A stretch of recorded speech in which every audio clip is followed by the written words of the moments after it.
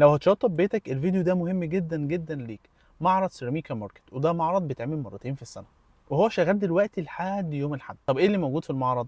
عارضين كتير جدا كلهم مهتمين بتشطيب بيتك، من اول تاسيس الكهرباء لحد المطابخ، وطبعا بقى مرورا بالسيراميك والبورسلان والشبابيك والابواب، حتى الديكورات، كل حاجه موجوده في المعرض. ولو مهتم كمان بالاجهزه، هتلاقي الاجهزه بتاعه البيت عليها خصم محترم جدا جدا داخل المعرض.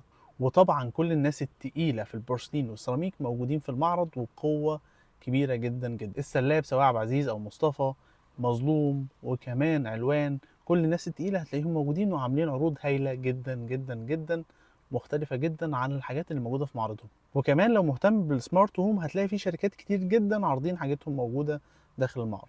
احنا هنحاول نغطي المعرض، بس طبعا مش هنعرف نغطيه بكامل كل حاجه موجوده فيه. تابعونا عشان تعرفوا اكتر، وكمان ممكن ترتبوا للمعرض الجاي. وتابعونا عشان نقول لكم المواعيد وتكونوا عاملين حسابكم. لو هتشطبوا او تعرفوا حد يشطب، ابعتوا له الفيديو ده، قولوا له المعرض متاح دلوقتي لحد يوم الاحد، ممكن ينزل يتفرج ويشتري كل الحاجات اللي هيشطب بيها، وبعد كده يبدا تشطيب. المعرض موجود فين؟ موجود في قاعه المؤتمرات في مدينه نصر. شغالين لحد يوم كام؟ لحد يوم الاحد. جوه البيت هيقول لكم كل حاجه عن جوه البيت. اعملوا متابعه عشان تعرفوا كل المعلومات الجايه، وعشان تعرفوا اقوى الخصومات اللي موجوده في المعرض. سلام.